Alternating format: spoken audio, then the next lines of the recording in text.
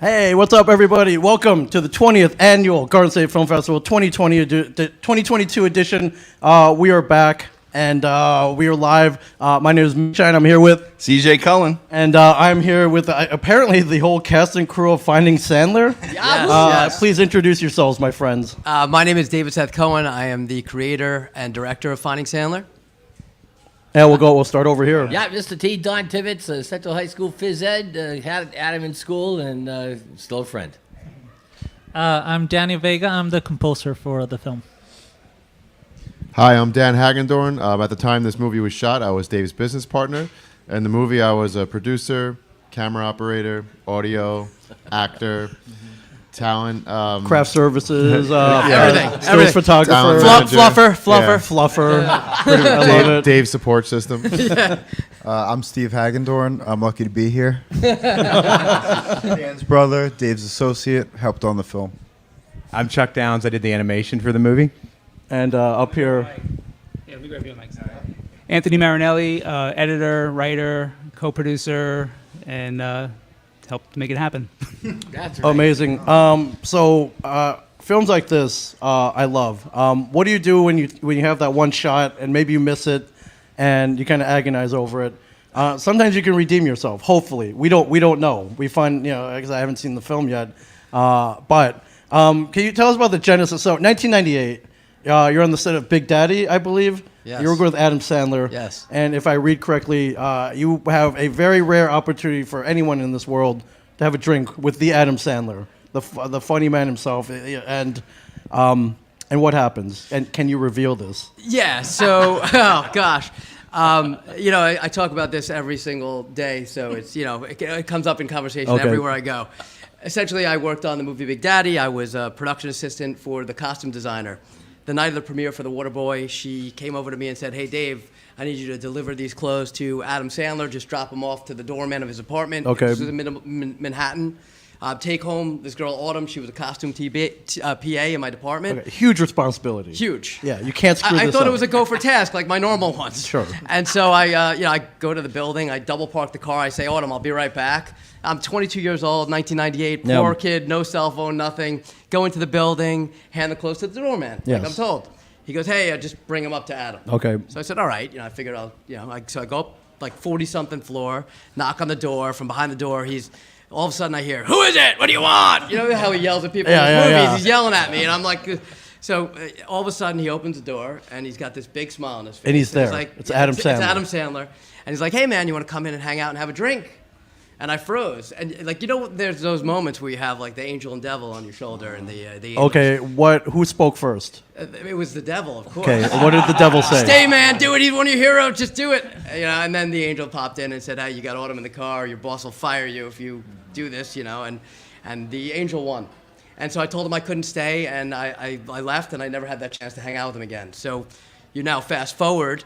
I turned 30 in the summer of 2006, in January of 2006. Okay. And then for whatever reason, in the summer of 2006, I was having these nights where I just kind of toss and turn in bed thinking about the thing that happened with Sandler. Yeah, and so 1980, so 25 years? 8 years later from 8 years. Okay, 8 years. Through 06. Okay, 06. You Dude, can't sleep. I'm very good at math. Yeah. So yes, I turn 30. I have these nights where I'm tossing and turning in bed. Then I have this dream one night, and in my dream I went to California. Okay. And I went looking for Sandler, and somehow in my dream I ended up finding him, and I started talking to him, and we started walking and talking, and I woke up. Okay. And when I woke up, it was like 6 in the morning, and I didn't know what the heck to do. Right. And first thing I did was call Dan, who was my business partner at the time. Yes. And I said, "Hey, Dan, listen, I just had this dream, and I want to go to California. I want to try and find Adam Sandler, and I want to make a movie about it." And then Dan can tell you what happened next. What do you say to that? I mean, Dave woke me up a lot of mornings with some crazy ideas. Okay. So I wasn't really shocked at the fact that he was calling me at 6 in the morning to tell me about this, but I was definitely taken back because this would not be a good way for us to spend our time and our money and our resources. So he was like, "Hey, Dan, remember that story I told you about Adam Sandler?" He's like, "I had a dream about it last night, and I really think that we should, go shoot a movie about me having this drink again." And I was like, "Oh boy, here we go." And but I also knew that Dave wouldn't take no for an answer from Okay. me. And there was a lot of other things Dave had going on in his life at this time. Like, he's 30 years old. He's just found out that his mom and dad are moving to Florida from New York. He just broke up with his girlfriend, so he was like an emotional wreck too. And I couldn't say no. And that was really the beginning of this journey where we, eventually get surrounded by all the people around us and more people along the way. So it was good film. That's Good- amazing. good fun. What's your filmmaking background prior to this? I had made a short film that was accepted into the Long Island International Film Expo. I think that's what they call it, right? Yes. And so I had done that. That was actually 1998, the same year that I worked on Big Daddy. After that, I hadn't made a film, but I was actually a producer at a Catholic TV station, which was pretty funny because I'm Jewish. Okay. So my shows were hosted by a priest, and it was just, but when I was 30, it was just the weirdest time of my life. Sure. I was living in my grandmother's basement. Okay. It was like, I just wasn't where I all was. this? Can you make a It's movie all about in all the, this? it's all in the documentary. It's all in the documentary. Okay. Yeah. My life is on screen, basically. Okay, so you had experience. You were able to wrangle up a crew. I guess some kind of a Yeah. budget. You were able to wrangle a budget. So in order to get some money, who do you go to, right? So I reached out to family first, and my grandmother was the first person Okay. to say yes, and she gave me a little bit of money, and then I convinced my uncle to give me some money, and that was it. And then beyond that, it was like all my financing up until we did like a Kickstarter campaign in like 2014, but there's a whole story behind that. That money ended up going in the garbage, and so it was really, it's been a rough journey financially for this film, but seriously, like without all these guys here, luckily. Did all these guys chip in too? 'Cause if all these guys tossed in a 20, like you have enough money to make, like you got almost a budget right there. Well, their time and their energy yeah. and their love, without these guys, this film wouldn't even be anywhere. Yeah, at all. we It would have hear- been. It would have been sitting on a shelf somewhere. Yeah, we hear that from filmmakers all the time, right? I mean, look, God bless friends and family because they believe in the independent spirit. They believe in our crazy dreams. They believe in our crazy fever dreams. Like, hey man, I got an idea, and then they help them bring to life. It happens all the time, right? All the time. Yeah. I was wondering, so did he ever call you up with other crazy ideas and you just kind of shrugged it off? Or Yeah. What was in the reject pile? We both worked at the Catholic TV station together, and That's how we met. And we kind of we left because the opportunities there were it was a Catholic TV station, so we started our own production company, and we ended up shooting mostly high school girls lacrosse. Yeah, and field hockey. and making field hockey. and making highlight reels. When we wanted to do other things. So every day was, I have this great idea for the script. I have this great idea for this movie concept. And for me, it was kind of getting a little bit played out. Like, I'm thinking maybe I should just jump and go into another industry, which I now am. You did. I'm not in the movie making business or TV production business anymore. So yeah, and still he's a big dreamer, but that's the whole point of this movie, right? Like, he wanted to go after this opportunity to do something that most people wouldn't have the courage to start and wouldn't have the tenacity to finish. And there were so many points along the way where anybody else would have given up, and not Dave. He kept on moving forward, and I knew that was who he was going to be from the start of this movie to the finish of it. Yeah, you see that in the movie for sure. Mm-hmm. Oh yeah, especially that Emerald interview. Yeah. So yeah. Speaking of that, I see there are a lot of celebrity cameos in there. Dee Snider. There are a whole bunch of other ones. Yeah, Billy Joel. And I from what I saw in the trailer, most of them were like, "Oh yeah, come on, Adam, come on." Yeah, they were very. They put a lot of positive energy out there. They wanted this to happen. That had to feel good. Yeah, no, it was great to get them on camera in the first place. The funny thing is, all those celebrities that we got, we weren't supposed to be in any of those places. So Yeah, so it just happened. no, it didn't just happen. Oh, okay. We made it happen. You made it happen. Yeah. Okay. So, Okay. when we went to the red carpet for the Billy Joel scene, essentially, we weren't even supposed to be there. We weren't invited. Okay. So Right. Dan and I, before we left, started making up our own press passes and stuff.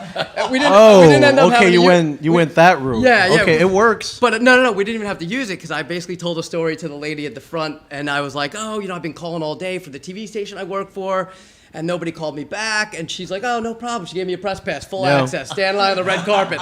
We're like the two idiots there. No, we're like Howard Stern used to have. Oh, yeah, Stuttering John. Stuttering John. Yeah. I was a Stuttering John at this event, asking people about Adam Sandler instead of like, "Hey, congratulations on being inducted into the Long Island Music Hall of Fame." But that's smart though. And so you had a crew, you had someone shooting this, you got the Yeah. footage, wound up in the documentary. So and wound up in the movie. Exactly, and then Emerald, actually Dan had found out that Emerald, he heard on the radio that Emerald was like going to be local, like 5 minutes doing from a his book house. signing by our house. So he's Right, like, and "Oh, this is the Emerald, the chef. Emerald Lagasse." Emerald Yeah. Lagasse. Okay, so just he clearing calls that me up. up. He's like, "Dave, maybe we should go and try and like get Emerald. Maybe he could cook appetizers for your drink." I was like, "Great idea. Let's do it."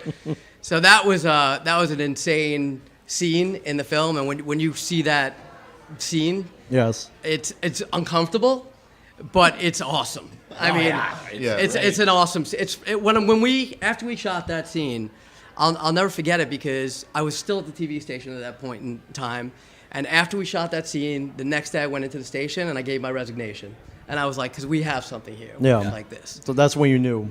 That's when I thought Okay. we had something, and but 15 years later, now we have something, But yeah, it took a while. So I was wondering, how did the animation come about for this? that's Chuck right there. So the quick into it is, I had seen a film with my wife, and in the film they had done these like animated reenactments. The Russian Five. I don't know if you've ever seen it. It's a really good documentary about the Russian Five from the Detroit Red Wings. Yes. Anyway, so I. Oh yeah, Fedorov. Okay, Exactly. those guys. Okay, So they yeah. did all these reenactments in animation, and Anthony had edited the film and put an unbelievable cut together. Like this guy resurrected the movie from literally from the shelf, and he cut it so well. But there was one thing to me that I felt we couldn't do because we didn't have, and it was this reenactment footage, or even just kind of jump away jokes. Like how Family Guy will do like a jump away to something ridiculous.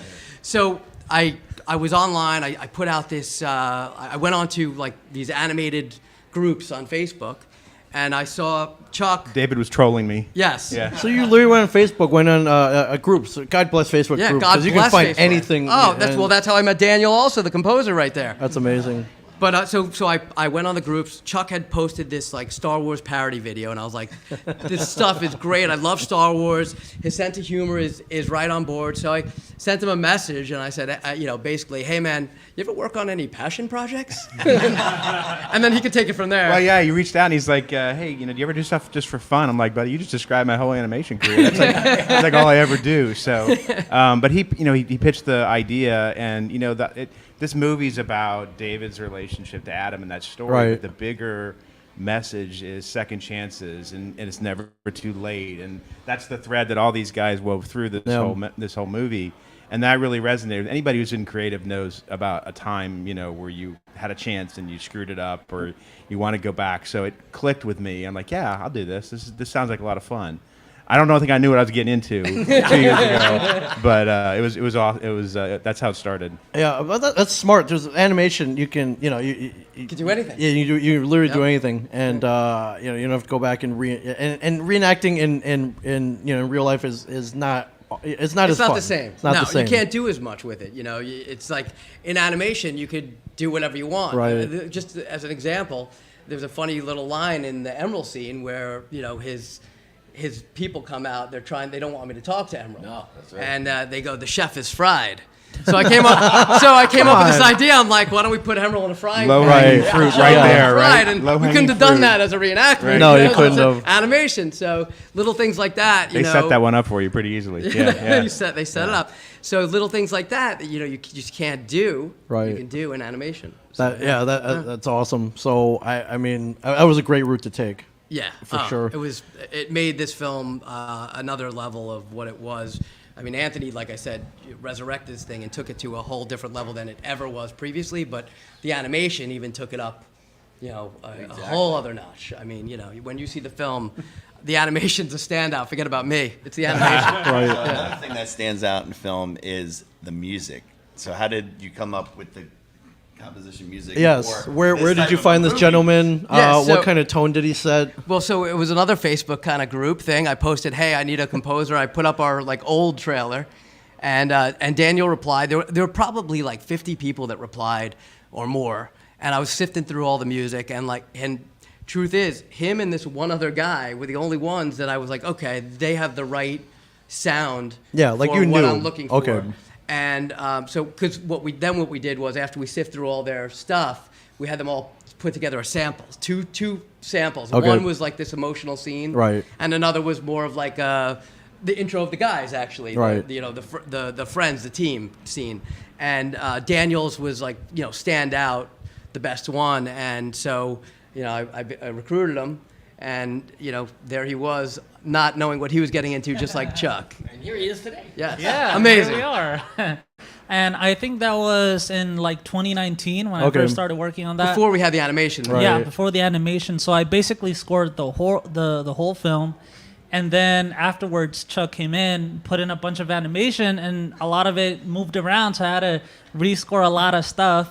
But that's just the way it goes. And like he said, I thought the animation just raised the film to Yeah. another level. So me as a composer, it inspired me too to like try to raise my game up with the music. But it was David never told me I was causing you those problems, man. So I'm sorry about that. You It's never all let good. on. See, now you know it wasn't all my fault. It was Chuck.